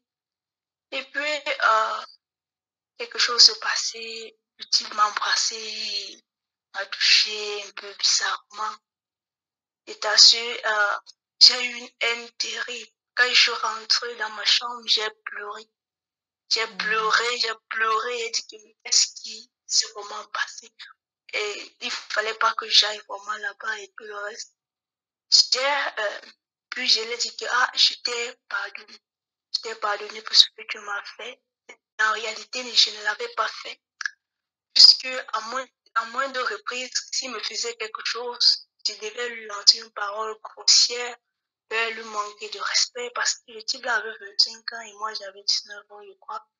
Oui, je pouvais lui lancer une parole grossière. Donc, il sentait dans mon langage que je ne l'avais pas vraiment pardonné. Et ça fait des mois, je vous assure, ça fait des mois.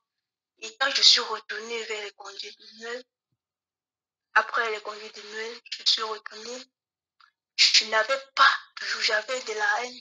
Quand je trouvais l'occasion, je lui manquais tellement de respect. Je l'humiliais même. Et je vous assure, en tant même qu'enfant de Dieu, je priais et j'étais moi-même gênée. Je n'étais pas en paix avec le Seigneur durant toutes ces périodes parce que je gardais rancune à quelqu'un parce que je le haïssais. Un jour, me décide et je viens le faire parce que sache que ce que je t'avais dit, je t'avais pardonné, je ne l'avais pas fait. Et vraiment, je ne t'avais pas pardonné parce que j'étais toujours à cœur.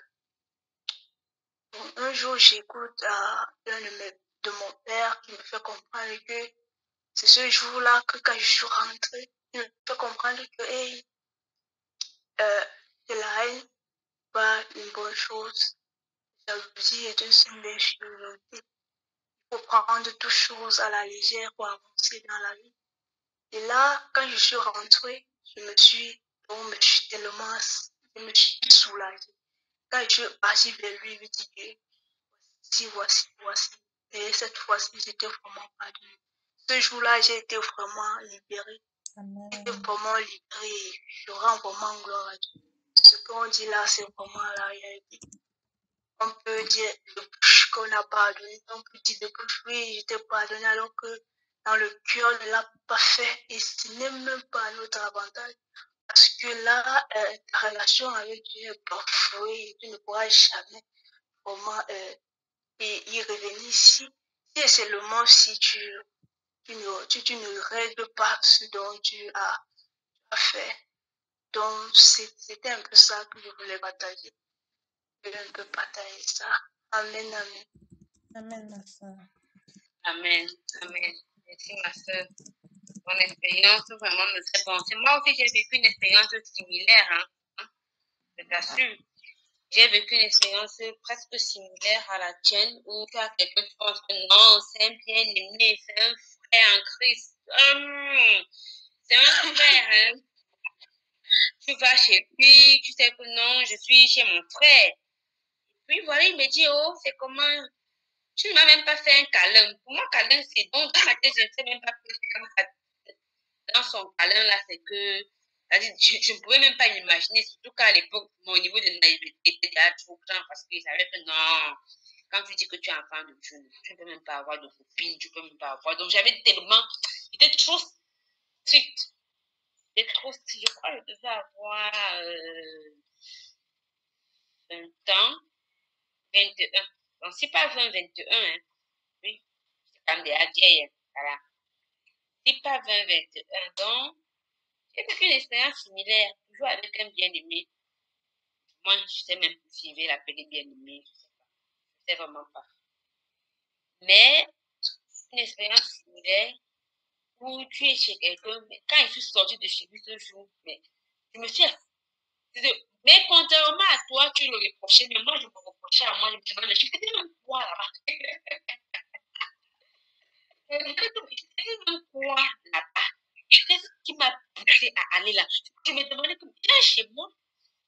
C'est même Après que je n'étais même plus mes pieds. Je me demande si je faisais même sport là-bas. Je passais seulement comme ça, oui, je monte, je descends, je passe seulement. Donc, je ne parlais pas mal. Mais c'est plutôt contre moi-même que j'étais en colère. Parce que je me demandais si je n'étais pas allée là-bas, je n'allais même pas avoir l'occasion de me toucher. Je n'allais même pas trouver un moyen même pour me frôler. C'est parce que ça arrivait là-bas. Si j'étais couchée dans mon lit tranquillement, je n'aurais pas eu à passer par ce problème-là. Et c'est vrai, parfois tu dis non, tu as pardonné. Ce qui était difficile pour moi, c'était de pouvoir me pardonner. Parce que je me reprochais en fait. Je me Oh, reprochais en fait. Seigneur. Je me reprochais, je me disais, mais est-ce que j'ai été obligée d'aller là-bas? J'ai un chez moi, j'ai un ceci, j'ai un cela. Mais donc, je me reprochais. Ça a été vraiment difficile pour pouvoir me pardonner cette situation par laquelle je suis passée. C'est vrai. Quand on n'est pas pardonné, et qu'on ne se pardonne pas, qu'on ne réussit pas à pardonner, mais quand c'est comme ça, c'est difficile. Comme tu disais, ça détruit notre relation avec Dieu. Nos moments de prière ne sont plus efficaces. Tu es devant le Seigneur, tu pries, mais quel est l'impact de ta prière? Il n'y a pas d'impact réel de ta prière parce que le diable y a mis sa main. Quand tu commences à prier, le diable va t'accuser devant le Seigneur et dit, mais elle n'est pas sincère. Elle te dit, Seigneur, pardonne-moi. Pourtant, elle-même, elle ne pardonne pas. Elle-même, elle ne fait pas ceci. Du coup, comme la Bible dit dans Proverbe, que si tu ne veux pas écouter la loi du Seigneur, ta prière devient une abomination. Tu es en train de multiplier abomination sur abomination devant le Seigneur. Et tu penses que non, je suis en train de prier, j'intercède. Hey, tu commences à parler, papa, tu pries 22h minuit. Après, tu dis minuit, 3h. Après, pourtant, tout ce que tu fais là, c'est vraiment de ta ton cœur. Ton cœur n'est pas bien devant le Seigneur. Ton cœur n'est pas sincère devant le Seigneur. Tu n'as pas pardonné. Et je vous assure, le pardon libère. On dit que quand tu pardonnes, tu te rends compte que c'était prisonnier en fait. Quand tu pardonnes, tu te rends compte que c'était en fait toi le prisonnier. Les gens pensent souvent que non, c'est toi le prisonnier. Le manque de pardon nous met en prison dans nos cœurs. C'est pour ça que quand vous finissez de pardonner, vous vous rendez compte que vous êtes libre. Vous êtes bien. Pourquoi? Parce que c'est toi le prisonnier. Amen. Merci encore ma soeur pour le partage de son expérience. Amen, amen. Amen. Parce qu'on reste qu'à 3, les 5 qu'on va prier, toucher la prochaine. Toucher la cible la prochaine fois par rapport à comment réagir face à une demande en mariage. Ça va pas être long normalement, mais je me dis qu'on va probablement toucher ça la prochaine fois. Bien, mes sœurs se reposent. Moi, je veux pas être égoïste. Tu dis? Je dis que je ne veux pas être égoïste, maman Jeanne. Ok, d'accord. On va toucher ça la prochaine fois. D'accord. Après, je dis qu'elle va donc élever la voix et je vais faire mon. Amen, amen. Élevons la voix et prions. Seigneur Dieu de gloire, et toi qui es le maître de l'univers, toi qui sais toutes choses, merci encore, Seigneur, de nous avoir unis, Seigneur Jésus, ce moment passé dans ta présence. Car vaut mieux unir dans ta présence qu'unir ailleurs. Merci, Seigneur Jésus, de ce que tu nous as encore enseigné. Tu nous as encore enseigné, tu nous as parlé, tu as parlé à chaque cœur, Seigneur.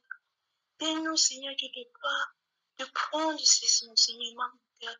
Aide-nous, Seigneur, Dieu de gloire, de considérer ces enseignements et les mettre en nous pratique. Seigneur, tu nous as parlé, Seigneur, Dieu de gloire, de la déception amoureuse. Oh Dieu de puissance, nous avons vu de la colère dans cette terre. Seigneur, épargne-nous, Seigneur, Dieu de gloire, de la colère. Et aide-nous, Seigneur, Dieu de gloire, à digérer, Seigneur, la colère lorsqu'elle vient, de se tourner vers toi, de se tourner vers ta parole, ce que tu dis, Seigneur, afin de nous en sortir. Seigneur Dieu de gloire, nous t'en supplions la haine également, Dieu de gloire. Nous t'en supplions, Seigneur, que tu nous aides, Seigneur Dieu de gloire, à pardonner, Seigneur, de ne pas haïr, Seigneur, ceux, Seigneur Dieu de gloire, qui nous font du tort ou, Seigneur, nous t'en supplions, Dieu de gloire, aide-nous à nous en sortir dans ce genre de situation. Seigneur, merci pour ce passage que tu nous as donné, Seigneur, dans Genèse, Seigneur de gloire. Nous t'en supplions, donne-nous, Seigneur de gloire, de méditer encore dessus et d'être davantage transformé. Amen. Merci Dieu trois fois saint, Seigneur, pour ce moment passé dans ta présence. Merci au Dieu de gloire, car ce moment, Seigneur, que nous allons nous séparer, Seigneur, et tes anges campent autour de nous, Seigneur, de côté, Seigneur, et que nos sommeils soient paisibles à tes côtés, Seigneur. Merci Dieu de gloire parce que tu nous exauces, parce que tu nous exauces également au-delà de notre monde. Au nom de Jésus-Christ, Amen. Amen. Amen. Ok. Merci encore à toutes pour votre disponibilité. Merci à toi, Maman, maman. je dis que on se réunit, c'est souvent les premiers samedis du mois. Hein. Donc, pour que tu puisses te mettre dans ton programme, on peut avoir des moments, on peut peut-être voir un moment spécial qu'on va décider de partager. Voilà, peut-être on va écrire dans le groupe, peut-être pour annoncer, mais on s'est dit, on va quand même prendre le programme des premiers samedis du mois, chaque mois. Donc, si tu es dispo, c'est mieux, oui, c'est mieux de te connecter. Comme ça, ensemble, on peut davantage se compter pour savoir comment marcher comme une femme que le Seigneur veut que le Seigneur définisse. Vous savez, notre rôle en tant que femme est grand. Hein. Le ministère de la femme, c'est grand. C'est grand. Et pour y arriver, il faut vraiment connaître ce à quoi le Seigneur t'appelle. Connaître ce à quoi le Seigneur t'appelle. Comme les intercesseurs de nos époux. Si mon mari doit aller partager la parole quelque part, doit avoir les mains de prière, quelqu'un. Il faut qu'elle mette mes genoux au sol pour que ce soit vraiment le Seigneur qui le dirige. S'il va ouvrir la parole, il faut que vraiment, c'est pas facile pour les enfants. Vous devez prier pour les enfants, vous devez être des modèles, vous devez être. C'est grand. C'est grand. Que le Seigneur nous aide de pouvoir. Aujourd'hui, quand on regarde le monde aujourd'hui, la jeunesse est détruite. Vous avez vu au Cameroun, à Kribi, les parties de quoi là, ils appelaient ça quoi? Les gens qui se couchent, qui font les séances de compétition. Maman. Je ne sais pas comment ils appellent ça. À Kumba, tout ça là. C'est compliqué. C'est compliqué. Aujourd'hui, c'est nous qui devons montrer l'exemple. Nous, ces mamans, ces futures mamans qui devons montrer les exemples, qui devons montrer à nos filles, à nos fils, comment se comporter pour qu'ils ne tombent pas là-bas, dans ce genre de conditions, dans ce genre de monde où on ne sait même plus comment donner l'éducation à l'enfant. Mais si nous-mêmes nous sommes bien enseignés, comme mon mari dit souvent, la génération d'aujourd'hui n'est que le résultat de la génération passée. C'est ce qu'ils vous ont dit que vous faites. Si vous ont montré que la vie est comme ça, là, vous allez vous comporter comme ça. Si tu as montré aux enfants que non, tu veux faire ce qu'ils veulent, tu ne vas jamais les gronder, tu ne vas jamais... Il faut aussi être capable de supporter les conséquences quand ils vont tomber. C'est un peu ça. Que le Seigneur vous bénisse abondamment. Amen. Sois bénie, ma bien-aimée soeur. Amen. Amen. Amen. Seigneur vous pardonne. Bonne nuit à vous. Bonne nuit. Bonne nuit. Bye.